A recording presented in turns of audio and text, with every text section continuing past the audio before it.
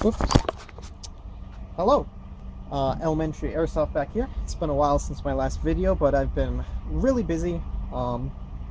Should have some more in the pipelines. I know I have to update my R-Hub videos, but today I have some information that you're probably dying to see, and that is on dyeing.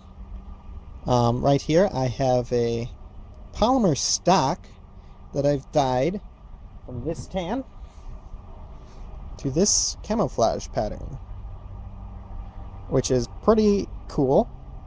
Or at least in my opinion, it's definitely at least an improvement over the solid tan. Some of you might be fans of solid tan, but this applies to airsoft as well as real steel.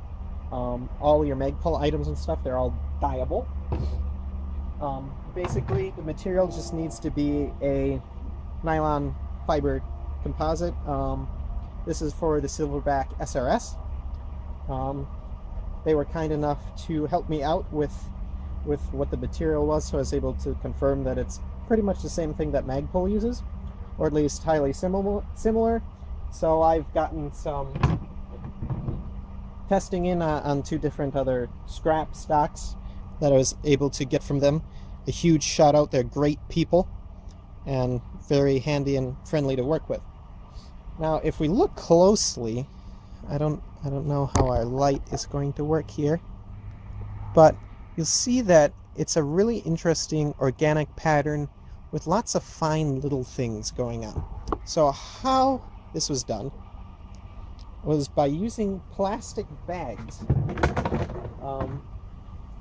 You see this in maybe one of Magpul's videos when they introduced their desert sand bags.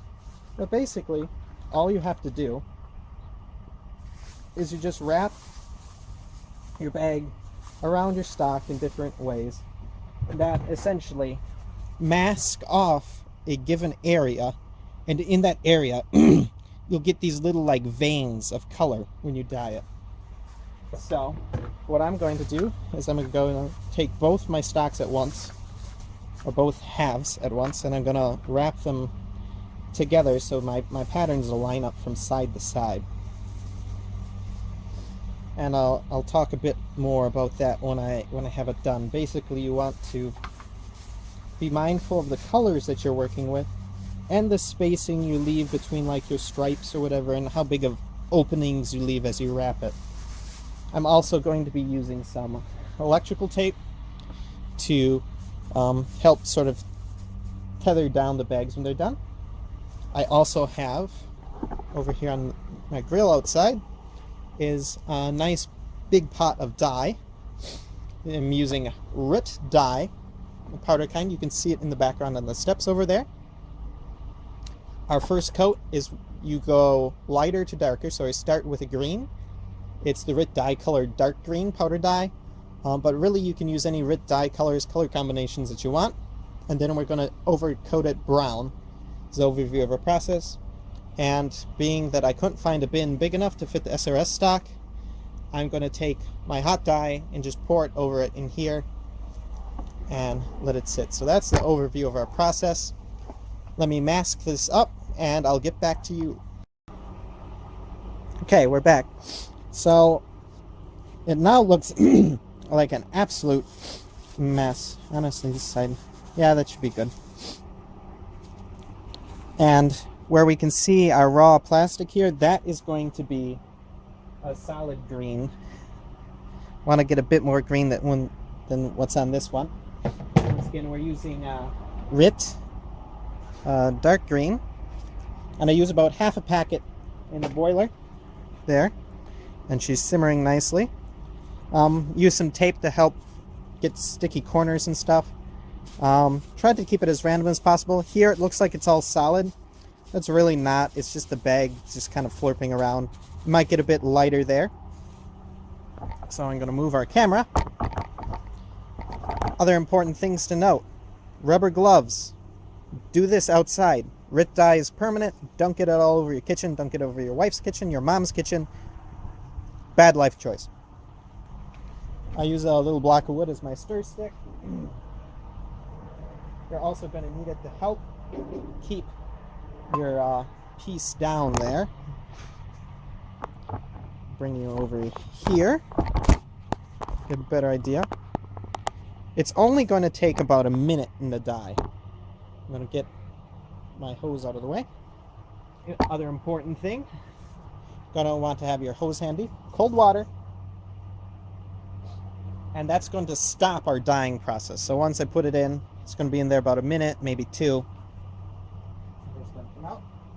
I got some oven mitts I'm just slipping on over my gloves. Realistically, you won't need this if your piece can fit in whatever pot you use. Goodwill, garage sales, or whatever, good spots to get pots. So there we go. This one's a lot hotter than my last batch, so it might even be quicker yet. There's that dark green one in there. You'll notice it floats because of all the air in those plastic bags. It's kind of like an airbag. That's literally what it is. So, I'm going to hold her submerged here.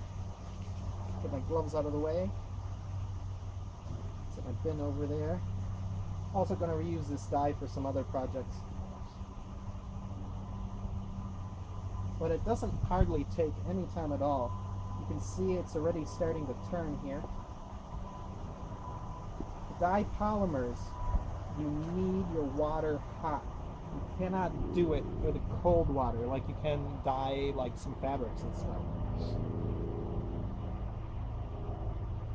Take an account, bring her up, look at it. Actually, that's looking pretty darn good already. Try to turn her again. Make sure you do a dry test if you can't fit your item in the tub that you're working on, or rather a wet test. Fill your pot up with water, dump it in the container, make sure your piece will fully submerge. Also take into account the fact that some of your water may evaporate or boil off when you're heating it. Sorry if I'm going to whip you around here in a second, but you need to quickly get to the cold water and stop the dyeing process. So I'm going to point you over here and hopefully you can kind of see it. I'll try and keep it by you. Yeah, that looks pretty good. So we're going to pull you out. Woo! Careful, it's hot. Very hot. And now I'm going to start flooding her with cold water. Warning, you probably will get wet in this process. At least if you're crazy with the hose like I am.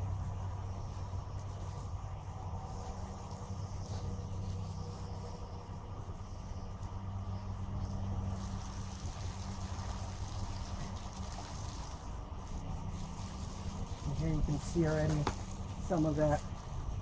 We're getting that nice color going on in here.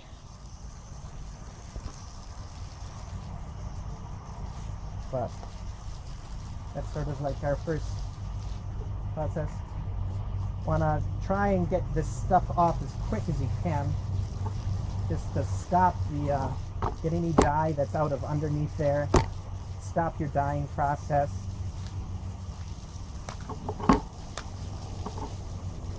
Hopefully you can see. Look at that.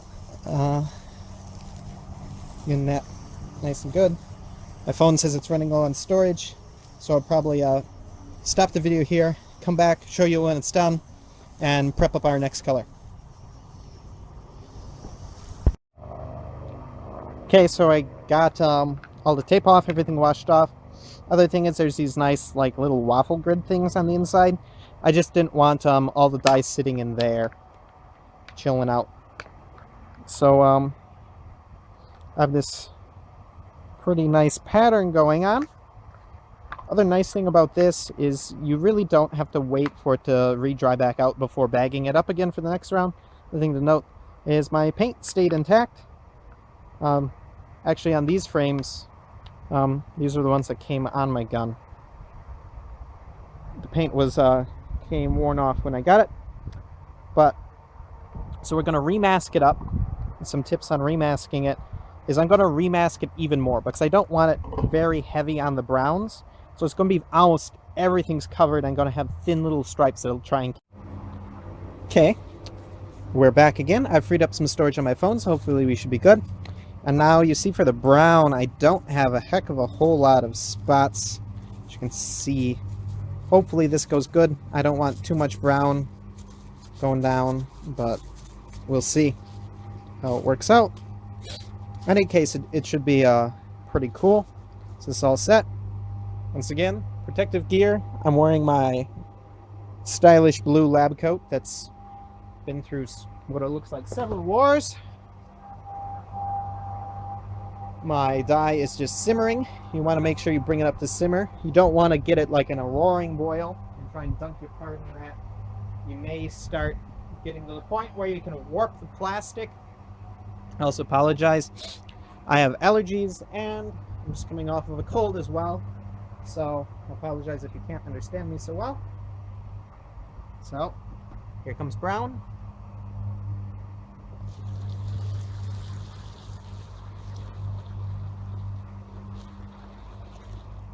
And my brown mixture here is Rit Dye Cocoa with, I found that was more of a reddy brown. You might want to try the dark brown if you want a brown. But what I did then was I added some black, just a bit of black. You don't want to put in too much black, probably less than what you think. I tried that before and I got pretty much black. But I added some black and some dark green to it. And this one usually seems to go really fast. You can already see it's starting to turn brown there. I have a feeling I'm going to be running for my hose shortly. I'll make sure I have it handy. Once again, I apologize for the fast spin around coming up here.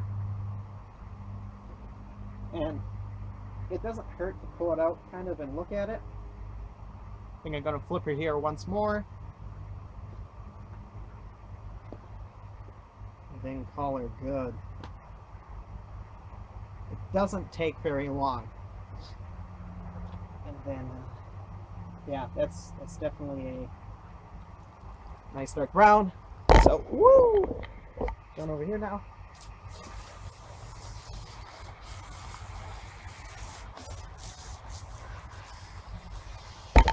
And are you in camera now? Yes. And once again, we're going to try and start ripping this stuff off as soon as we can. We really want to make sure and we flood the color out of there and get the cold water on there. Cold water stops sort of like the, I don't know what you want to call it, like heat activated process.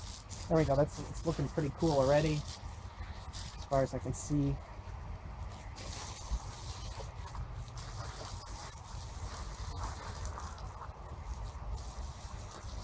Try and get a couple different spots here free. Like I said, your goal is get your material away from the stock, but it's holding the dye under there. So it's temperature and time thing. Like in here, that was a good big old pocket of it. Probably mostly brown. I would just bring out a scissors and you can just cut it off. Just kind of tearing it. All the bags just become garbage then. You could maybe try and reuse them. Or you could reuse them again for dyeing, but I'd want to make sure you dry them or rinse them off really good. And that's a bit better. A bit more along the lines of what I was hoping for. See, the other one is a lot more brown on the buttstock there. So I'm pretty happy so far. We just finished unwrapping her here. Over a bit different spot of the yard, so don't flood it. Don't know if I'm on camera, so I apologize. I also know that now that my storage space on my phone is enough, I'm running low on battery, so I apologize if this cuts out. It does. I'm probably not talking to you anymore. But see, our battery is critically low. Let's try to move over by some sunlight. Hopefully you can see it. Water probably doesn't help much, but you know, we have our greens going on. We have some nice dark stripes, some dark splotches, some green splotches. Honestly, it seems like the green doesn't pop through as much. Just kind of sad. Maybe I should have went a bit longer, because it's I really like how that green works or looks, but it's definitely now a really unique and one-of-a-kind piece.